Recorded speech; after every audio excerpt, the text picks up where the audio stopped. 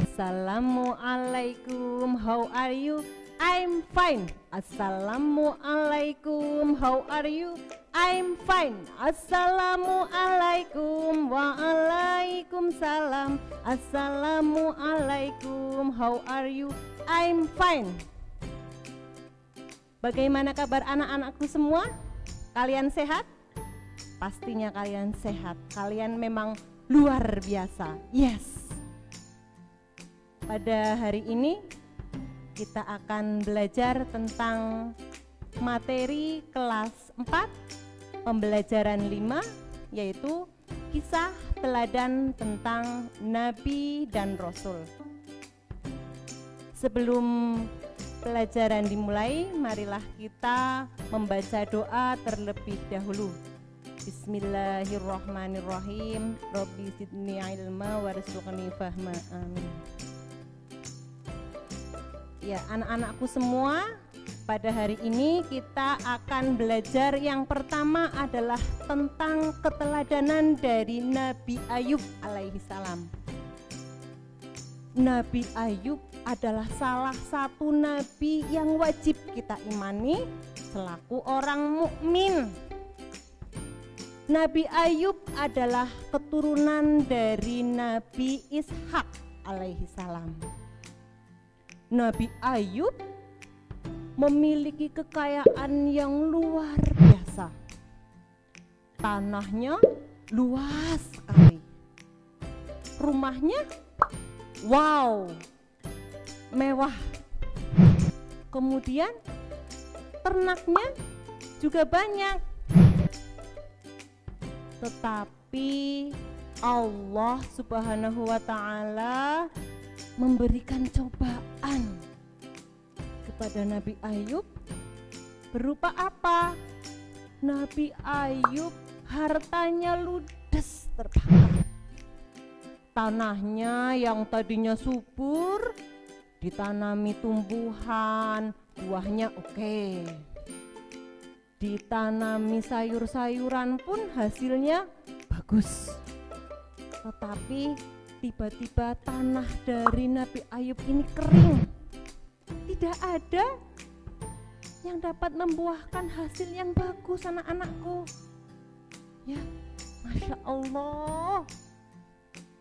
Kemudian ternaknya dari Nabi Ayub mati.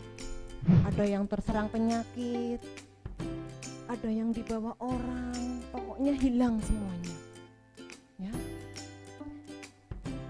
Setelah itu Nabi Ayub juga diuji oleh Allah Subhanahu wa ta'ala. Berupa apa? Berupa sakit di seluruh tubuhnya. Gatal dari ujung kepala sampai ujung kaki, semuanya gatal. Dan semua orang itu tidak mau mendekati Nabi Ayub. Tetangganya, saudaranya, bahkan istrinya Nabi Ayub sendiri membenci. Tetangganya bilang, wah, jangan mendekat Nabi Ayub, nanti kamu ketularan. Saudaranya bilang lagi, iya, jangan mendekat Nabi Ayub, nanti gatalnya ketularan sama kamu. Akhirnya apa? Nabi Ayub dibuang oleh semua warga dan keluarganya. Tetapi anak-anak semua, Nabi Ayub pasrah pada Allah. Nabi Ayub yakin bahwa Allah Subhanahu wa ta'ala pasti akan menolongnya. Nabi Ayub selalu berdoa, pagi berdoa, siang berdoa, malam berdoa. Tidak pernah lelah Nabi Ayub mendoakan dirinya dan umatnya. Untuk dirinya sendiri, ya Allah, berilah kesembuhan kepada saya. Untuk umatnya, ya Allah, berilah keimanan kepada mereka, ya Allah. Akhirnya apa anak-anak semua? Allah memberikan ijabah doa kepada Nabi Ayub alaihi salam. Nabi Ayub akhirnya sembuh dari penyakitnya. Yang tadinya kulitnya gatal-gatal, yang tadinya semua tetangga dan saudaranya menghindar, akhirnya dengan kesabaran dan keikhlasan Nabi Ayub akhirnya sembuh. Dan setelah sembuh anak-anak semua, apa lagi yang terjadi? Harta yang tadi hilang, ternak yang tadinya sudah punah, dikembalikan lagi pada Nabi Ayub. Itulah anak-anak semua dengan kesabaran, dengan keikhlasan, dengan apa lagi? Dengan khusyuk kita meminta kepada Allah, akhirnya doa kita akan terkabul juga. Nah, sekarang apa yang dapat kita petik dari kisah teladan Nabi Ayub tersebut? Yang pertama, jaga hati kita dalam keimanan, ya. Tidak boleh kita menyembah kepada selain Allah. Kemudian yang kedua, kita harus memiliki rasa sabar dalam menghadapi semua cobaan dari Allah.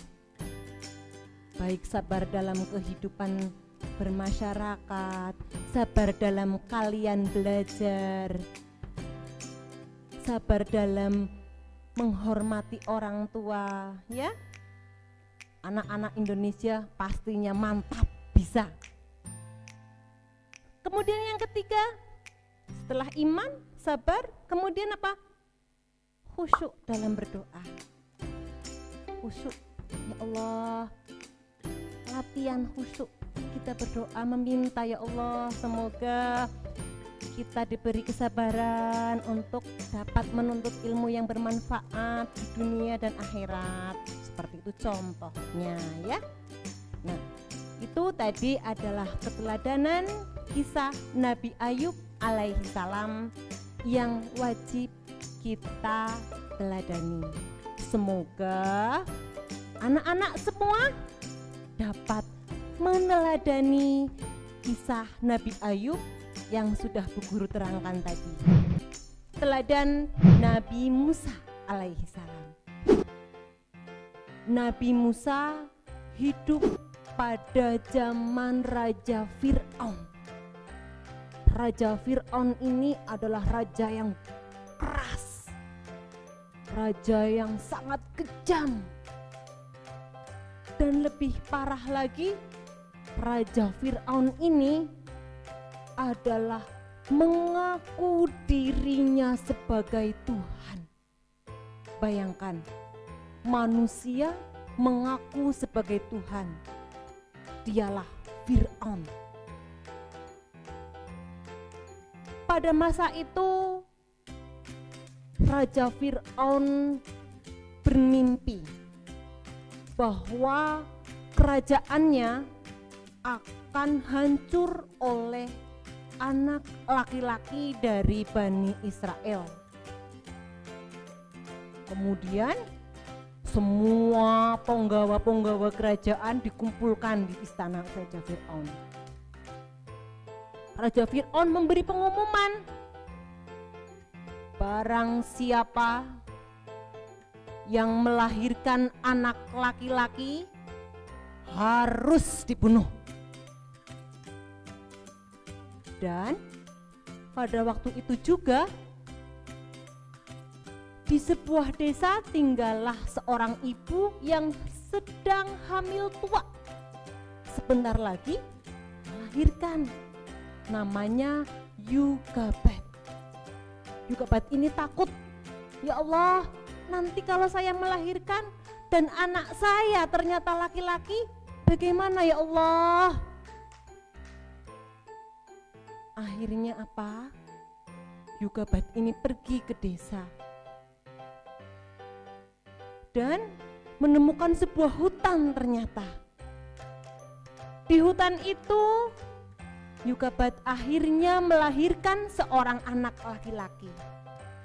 Dia kaget, ya Allah, nanti anak saya dibunuh Fir'aun, ya Allah. Tapi Allah berkata lain ternyata. Allah memerintahkan Yokebed untuk menghanyutkan putranya ke aliran sungai Nil. Akhirnya Yokebed mau mengikuti perintah Allah. Ditaruhlah bayi Musa ini ke dalam sebuah peti dan dialirkan ke aliran sungai Nil. Aliran air itu ternyata melewati istana Raja Fir'aun. Pada waktu itu istrinya Raja Fir'aun bernama Siti Asyah sedang berada di pinggir sungai Nil. Wah, ada kotak ternyata. Diambillah kotak itu. Setelah dibuka, wow, ternyata isinya apa? Bayi yang sangat menggemaskan, bayi yang sangat lucu. Diambillah bayi itu, dihadapkannya ke depan Raja Fir'aun. Raja Fir'aun kaget, wow, kamu membawa apa itu? Siti Asyah memohon, ya suamiku, saya tadi menemukan seorang bayi laki-laki. Bayi ini sangat menggemaskan, wahai suamiku, kita ambil saja sebagai anak kita. Raja Fir'aun marah, tidak mau. Saya tidak akan mengangkat anak ini sebagai anak. Nah, tapi dengan kesabaran Siti Aisyah, akhirnya maulah Raja Fir'aun untuk menerima bayi Musa. Suatu hari Raja Fir'aun marah Musa. Jenggotnya Raja Fir'aun ditarik oleh Musa sampai berdarah. Akhirnya Fir'aun marah. Kamu akan saya bunuh sekarang juga. Asyah bingung, ya Allah, jangan dibunuh. Ini adalah anak kita. Tapi tetap tidak mau. Akhirnya Asyah bilang ke Fir'aun, ngomong, berilah 2 pilihan ke Musa kecil kita. Yang satu dikasih roti, yang satu dikasih bara api. Nah, akhirnya apa anak-anak? Musa mengambil bara api dan ditaruhlah bara api ke dalam mulutnya. Berbakar mulutnya, wah. Nah, Asyah bilang ke Fir'aun, nah kan, kalau memang dia tidak nakal, dia akan ambil roti. Tapi karena dia tidak punya pikiran, tidak bisa berpikir, maka diambillah bara api. Tuh, ya. Akhirnya sejak itu Nabi Musa memiliki kelainan, yaitu tidak bisa berbicara fasih. Karena lidah yang beliau miliki sudah terbakar bara api yang sudah dimakannya pada waktu kecil. Nah, singkat cerita, Musa kecil akhirnya menjadi dewasa, tumbuh menjadi seorang yang gagah berani, seperti kalian, ya, berani. Setelah dewasa, Nabi Musa memberontak kepada Raja Fir'aun bahwa Musa tidak akan pernah menyembah kepada Raja Fir'aun, tidak mau.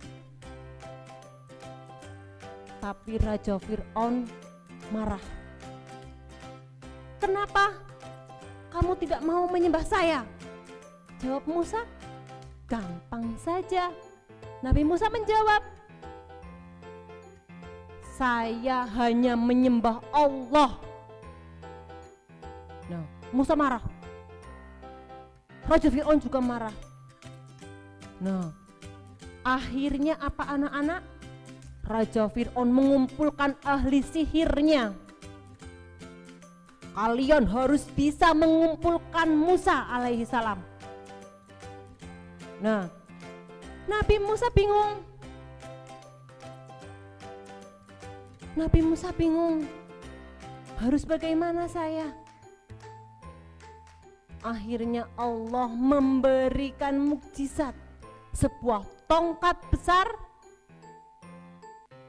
yang akan dibawa oleh Nabi Musa untuk menghadapi seorang sihir daripada Raja Fir'aun.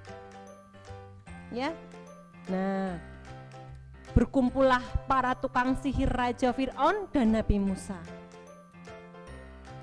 Tukang sihirnya melemparkan tongkat-tongkat mereka dan berubah menjadi ular-ular kecil. Allah kemudian memerintahkan Nabi Musa untuk melemparkan tongkatnya ke tengah lapangan, dan keajaiban terjadi. Tongkat Nabi Musa berubah menjadi seekor ular yang besar sekali dan mengalahkan ular-ular kecil yang dimiliki oleh raja-raja dan ahli sihir Raja Fir'aun. Fir'aun merasa malu. Akhirnya Raja Fir'aun kalah dan menyuruh tentara-tentaranya untuk mengejar Nabi Musa. Kejarlah Musa. Akhirnya Musa sampai di tepian Laut Tengah. Musa bingung, saya harus bagaimana ya Allah? Maju saya kecegur laut, mundur pun saya akan dibunuh oleh bala tentara Fir'aun. Akhirnya Allah memerintahkan Musa lagi untuk melemparkan tongkatnya ke tengah Laut Merah. Setelah tongkat itu dilempar ke tengah Laut Merah, apa yang terjadi anak-anak semua? Laut terbelah menjadi dua.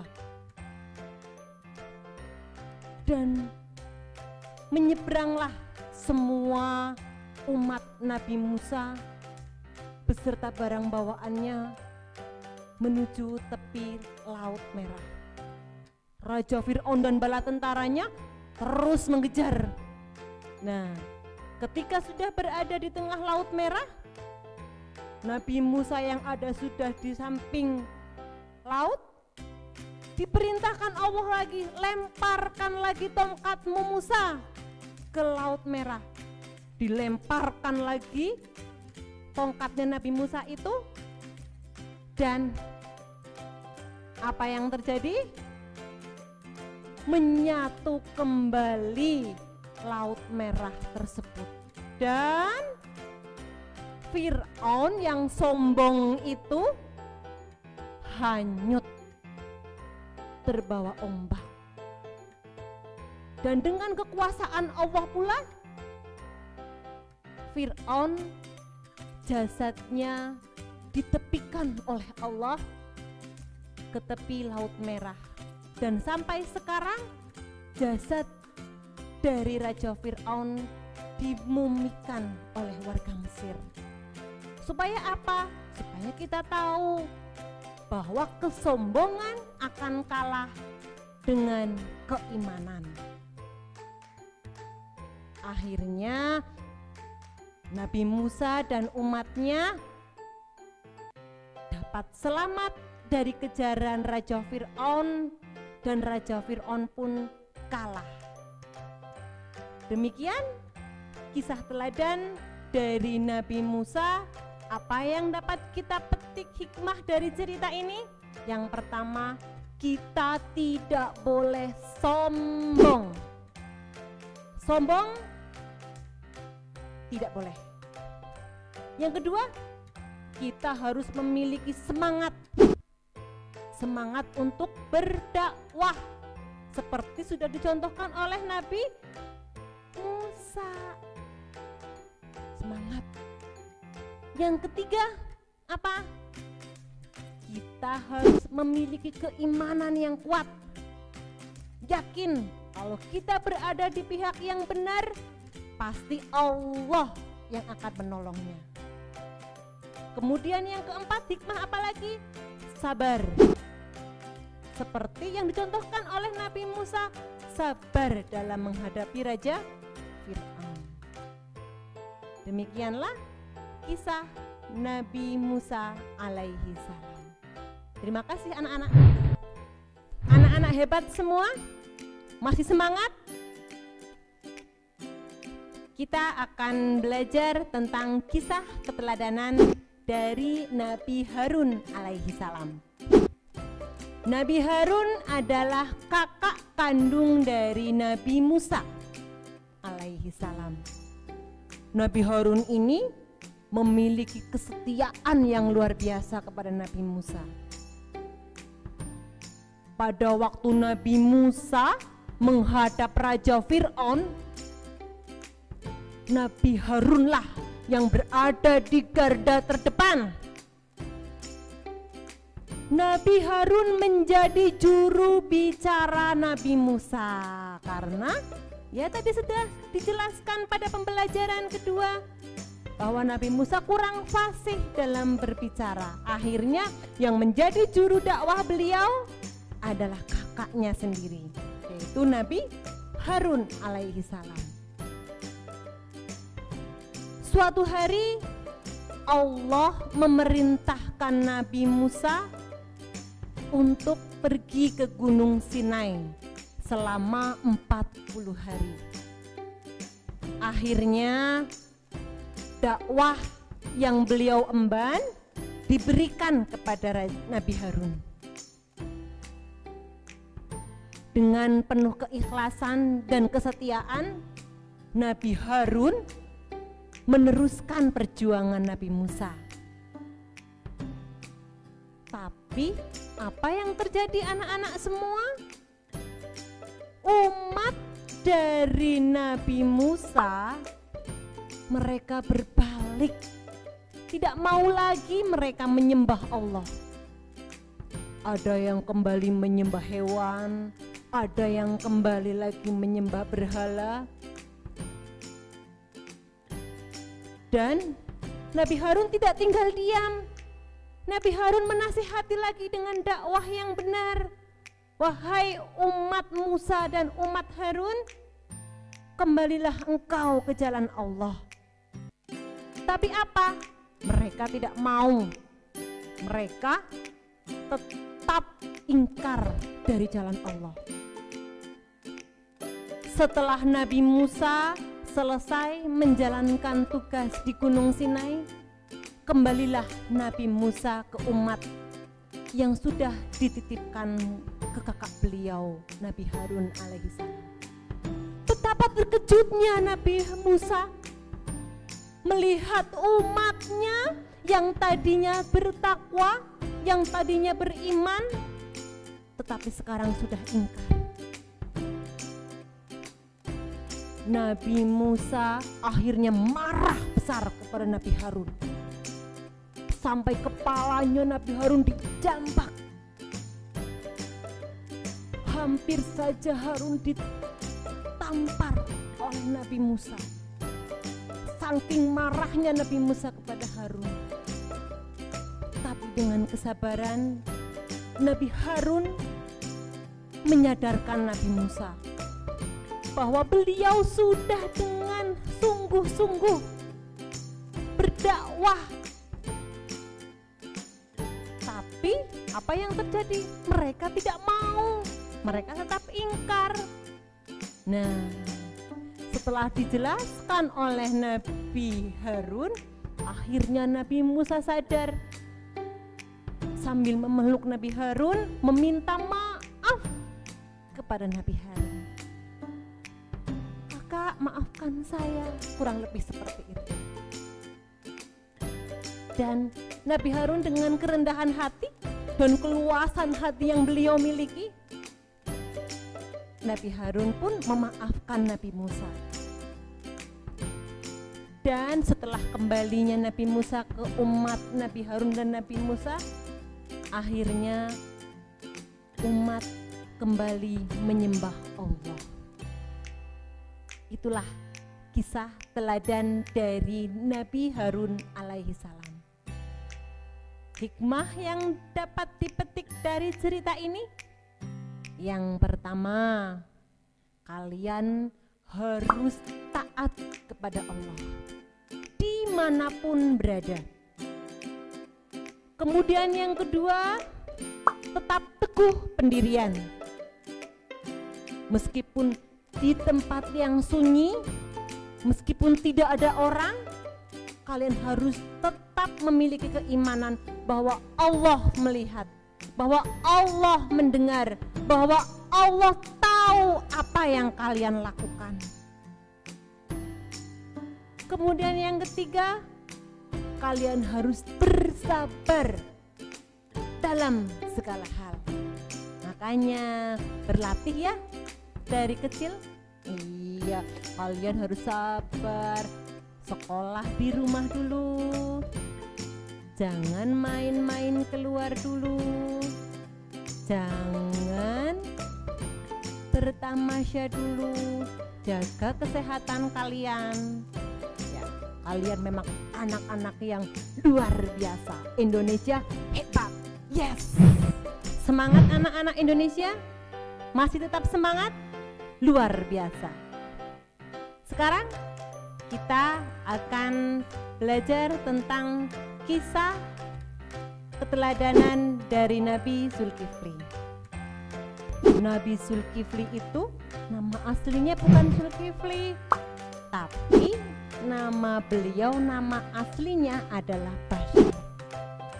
Dan nama Zulkifli ini diberikan ketika Raja Ilyas pada waktu itu mengumpulkan rakyatnya.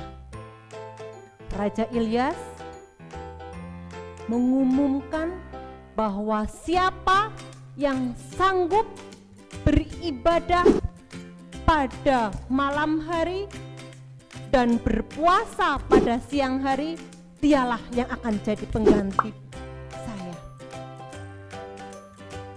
Semua rakyatnya tidak ada yang sanggup. Nah, pada waktu itu pemuda Basyar maju ke depan. Saya sanggup. Nah, sejak saat itu Basyar diganti namanya menjadi Zulkifli. Zulkifli artinya apa anak-anak? Artinya sanggup. Zulkifli ini kemudian diangkat menjadi nabi untuk berdakwah kepada umatnya. Nabi Zulkifli alaihissalam ketika siang berpuasa dan ketika malam beliau beribadah kepada Allah. Dengan kesabaran, dengan ketekunan, beliau memimpin umat dan menggantikan Nabi Ilyas. Dan jangan lupa, Nabi Ilyas ini orang yang sangat sabar. Selain beliau juga taat kepada Allah. Ayo, kalian mulai dari sekarang harus mencontoh apa yang sudah diberikan oleh Nabi Ilyas. Apa keteladanan dari Nabi Ilyas? Taat beribadah, selalu sabar dalam takwa. Kita tidak boleh malas-malasan dalam beribadah kepada Allah. Kita juga harus tetap menjaga ketakwaan dimanapun kita berada. Nah, tadi sudah diterangkan tentang keteladanan Nabi Ayub, keteladanan Nabi Musa, keteladanan Nabi Harun, dan yang terakhir adalah keteladanan Nabi Zulkifli alaihissalam. Semoga apa yang sudah Bu Guru berikan hari ini dapat bermanfaat untuk kalian di dunia, dan terlebih kita dapat menabung amal yang sebanyak-banyaknya untuk kehidupan kekal kita di akhirat. Allahumma amin. Kalian harus menjadi generasi penerus yang kuat, generasi penerus yang penuh iman dan takwa. Juga jangan lupa tetap menjaga keimanan kepada Allah Subhanahu wa Ta'ala. Orang pintar boleh, tapi harus benar. Itulah prinsipnya. Itulah yang harus dipegang oleh generasi penerus bangsa Indonesia. Yes. Ya. Akhirnya kita tutup pelajaran hari ini dengan membaca doa bersama. Allahumma arinal haqqa haqqa warzuqna ittiba'ah wa arinal batila batila warzuqna ijtinabah. Amin. Semoga ilmu yang sudah kita dapat hari ini dapat bermanfaat untuk kalian semua, dan tentunya kalian harus tetap semangat. Semangat, semangat, semangat. Yes. Sampai jumpa anak-anak. Assalamualaikum warahmatullahi wabarakatuh.